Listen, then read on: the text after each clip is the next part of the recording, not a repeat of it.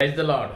దేవుని పరిశుద్ధ నామములో అందరికీ వందనాలు. ఈరోజు దేవుని యొక్క అభిషేకమా ఆత్మాభిషేకమా నన్ను దీవించ నాపైకి దిగిరమ్మయ్యా.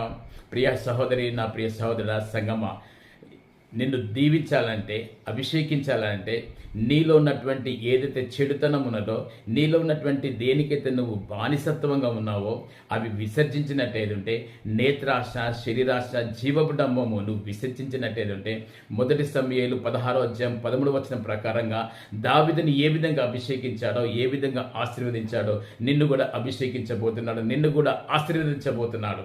నువ్వు దేవుని సన్నిధిలో ప్రార్థించినట్టేదుంటే, దేవుని సన్నిధిలో వేడుకున్నట్టేదుంటే, ఖచ్చితంగా నువ్వు దేవుని యొక్క పరిశుద్ధాత్మ పొందుకున్నట్టేదుంటే నిన్ను దేవుడు ఆశీర్వదిస్తాడు, దీవిస్తాడు. నువ్వు విలువైనది ఏదైతే పోగొట్టుకున్నావో అది పొందుకుంటావు.